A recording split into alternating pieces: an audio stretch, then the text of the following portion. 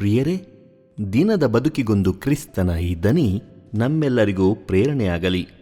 ಪ್ರಭುವಿನ ದೈವದರ್ಶನ ಪೂರ್ವದ ಬುಧವಾರ, ಜನವರಿ 3, 2024 ಬುಧವಾರ. ಸಂತ ಯೋವಾನನು ಬರೆದ ಪವಿತ್ರ ಶುಭ ಸಂದೇಶದಿಂದ ವಾಚನ. 1ನೇ ಅಧ್ಯಾಯ 29ರಿಂದ 34ರವರೆಗಿನ ವಚನಗಳು.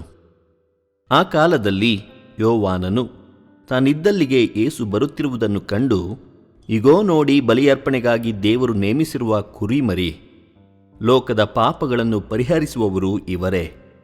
ಇವರು ನನ್ನ ಬಳಿಕ ಬಂದವರಾದರೂ ನನಗಿಂತಲೂ ಮೊದಲೇ ಇದ್ದವರು.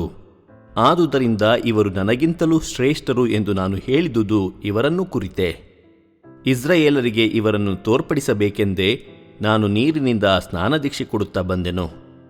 ಬರಬೇಕಾಗಿದ್ದವರು ಇವರೇ ಎಂದು ನನಗೂ ತಿಳಿದಿರಲಿಲ್ಲ ಎಂದು ನುಡಿದನು. ಯೋವಾನನು ತನ್ನ ಸಾಕ್ಷ್ಯವನ್ನು ಮುಂದುವರಿಸುತ್ತಾ, ಪಾರಿವಾಳದ ರೂಪದಲ್ಲಿ ಪವಿತ್ರಾತ್ಮ ಸ್ವರ್ಗದಿಂದ ಇಳಿದು ಬಂದು ಅವರ ಮೇಲೆ ನೆಲೆಸುವುದನ್ನು ನಾನು ನೋಡಿದೆನು. ಬರಬೇಕಾಗಿದ್ದವರು ಇವರೇ ಎಂದು ನನಗೂ ತಿಳಿದಿರಲಿಲ್ಲ. ಆದರೆ ನೀರಿನಿಂದ ಸ್ನಾನದೀಕ್ಷೆ ಕೊಡುವಂತೆ ನನ್ನನ್ನು ಕಳುಹಿಸಿದ ದೇವರು, ಪವಿತ್ರಾತ್ಮ ಇಳಿದು ಬಂದು ಯಾವ ವ್ಯಕ್ತಿಯ ಮೇಲೆ ನೆಲೆಸುವುದನ್ನು ನೀನು ನೋಡುವಿಯೋ ಆತನೇ ಪವಿತ್ರಾತ್ಮನಿಂದ ದೀಕ್ಷಾಸ್ನಾನ ಕೊಡುವಾತ ಎಂದಿದ್ದರು. ಅದನ್ನು ನಾನು ಕಣ್ಣಾರೆ ನೋಡಿದ್ದೇನೆ. ಆದುದರಿಂದ ಅವರೇ ದೇವರ ಪುತ್ರನೆಂದು ಸಾಕ್ಷಿ ನೀಡುತ್ತಿದ್ದೇನೆ ಎಂದು ಹೇಳಿದನು. ಪ್ರಭುವಿನ ಶುಭ ಸಂದೇಶ. ಕ್ರಿಸ್ತರೇ, ನಿಮಗೆ ಸ್ತುತಿ ಸಲ್ಲಲಿ. ಚಿಂತನೆ. ಪ್ರಭು ಯೇಸು ಕ್ರಿಸ್ತರಲ್ಲಿ ಆತ್ಮೀಯರೇ, ಕ್ರಿಸ್ತನನ್ನು ಅರಿತವರು ಪಾಪರಹಿತ ಮಾರ್ಗದಲ್ಲಿ ಸಾಗುವರು. ಮಾನವರೆಲ್ಲರೂ ದೇವರ ಮಕ್ಕಳು. ದೇವರ ಮಕ್ಕಳೆಂದ ಮೇಲೆ ನಾವು ದೇವರ ಆಜ್ಞೆಗಳನ್ನು ಕೈಗೊಂಡು ನಡೆಯುವವರಾಗಬೇಕು.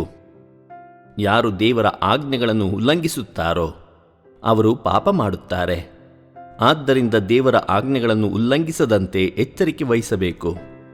ಕ್ರಿಸ್ತನನ್ನು ಅರಿತವರು ಪಾಪರಹಿತ ಮಾರ್ಗದಲ್ಲಿ ಸಾಗುವರು. ಪ್ರಿಯರೇ, ಹಳೆಯ ಒಡಂಬಡಿಕೆಯಲ್ಲಿ ಯಹೂದ್ಯರು ತಮ್ಮ ಪಾಪ ಪರಿಹಾರಕ್ಕಾಗಿ ಪ್ರತಿ ವರ್ಷ ಕುರಿಮರಿಯೊಂದನ್ನು ದೇವರಿಗೆ ಬಲಿಯಾಗಿ ಸಮರ್ಪಿಸುತ್ತಿದ್ದರು. ಇದಕ್ಕೆ ಬದಲಾಗಿ ತಂದೆ ದೇವರಿಗೆ ಸಂತೃಪ್ತಿ ತರುವ ಒಂದು ಪರಿಪೂರ್ಣ ಬಲಿಯ ಅವಶ್ಯಕತೆ ಇತ್ತು. ಆ ಯಜ್ಞದ ಕುರಿಮರಿಯಾಗಲು ಈ ಲೋಕದಲ್ಲಿ ಜನಿಸಿದವರೇ ಪ್ರಭು ಯೇಸು ಕ್ರಿಸ್ತರು. ಇದನ್ನು ಗುರುತಿಸಿ ಜನತೆಗೆ ತೋರಿಸಿಕೊಟ್ಟವರು ಸ್ನಾನಿಕ ಯೋವಾನರು. ಪ್ರಿಯರೇ, ತಂದೆ ದೇವರಿಗೆ ಪರಿಪೂರ್ಣ ಬಲಿಯಾಗಿ ಸಮರ್ಪಣೆಗೊಳ್ಳಲಿರುವವರು ನಮ್ಮ ನಡುವೆ ಇದ್ದಾರೆ ಎಂದು ತಿಳಿಸಿದರು. ಇಮ್ಮಾನುವೇಲ್, ಪ್ರಭು ನಮ್ಮೊಡನೆ ಇದ್ದಾರೆ ಎಂಬ ಅರಿವು ನಮಗಿರುವುದಾದರೆ ನಾವು ರಕ್ಷಣೆಯ ಪಥದಲ್ಲಿ ಸಾಗುತ್ತಿದ್ದೇವೆ ಎಂದು ತಿಳಿದುಕೊಳ್ಳಬಹುದು. ಇಂದಿನ ವಿಶೇಷತೆ ಯೇಸುವಿನ ಅತಿ ಪವಿತ್ರ ನಾಮದ ಸ್ಮರಣೆ. ಆತ್ಮೀಯರೇ, ಯೇಸುಕ್ರಿಸ್ತ ಎಂಬ ಹೆಸರಿನ ಮೂಲ ಬೆಳೆದು ಬಂದ ರೀತಿ ಇಂತಿದೆ.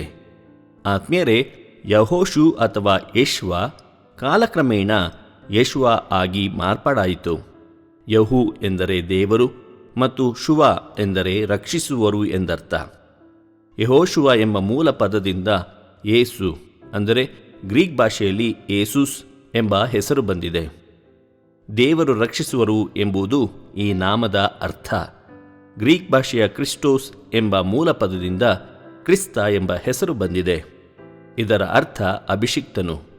ಆತ್ಮೀಯರೇ, ಯೇಸು ಎಂಬ ಹೆಸರನ್ನು ಮರಿಯಮ್ಮನವರಿಗೆ ಸೂಚಿಸಿದ್ದು ಗಬ್ರಿಯಲ್ ದೂತನು. ಲೂಕನು ಬರೆದ ಶುಭ ಸಂದೇಶ 1ನೇ ಅಧ್ಯಾಯ 31ನೇ ವಾಕ್ಯ. ಯೇಸುವಿನ ಹೆಸರಲ್ಲಿ ಶಕ್ತಿ ಇದೆ.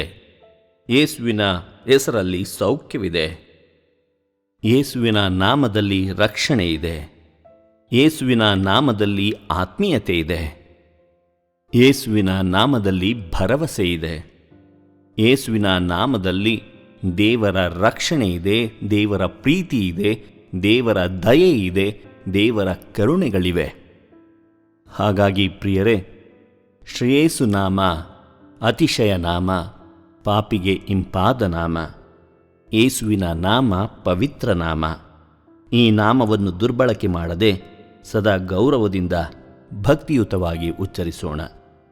ದೇವರು ನಮ್ಮೆಲ್ಲರನ್ನು ಆಶೀರ್ವದಿಸಲಿ. ಇದು ಧ್ವನಿ ಮಾಧ್ಯಮ ಮನೆಯ ಕೊಡುಗೆ. ಧ್ವನಿ ವಂದನೆಯ ಸ್ವಾಮಿ ಶಾಂತಕುಮಾರ್ ಜೆ, ಬೆಂಗಳೂರು ಮಹಾಧರ್ಮಕ್ಷೇತ್ರ. ಪ್ರಿಯರೇ, ಈ ಚಾನೆಲ್ ಅನ್ನು ಸಬ್ಸ್ಕ್ರೈಬ್ ಮಾಡಿ ಪ್ರತಿದಿನ ದೇವರ ವಾಕ್ಯವನ್ನು ಆಲಿಸುತ್ತಾ ಅದನ್ನು ಇತರರೊಂದಿಗೆ ಹಂಚಿಕೊಳ್ಳಲು ನಮಗೆ ನೆರವಾಗಿರಿ. ಧನ್ಯವಾದಗಳು.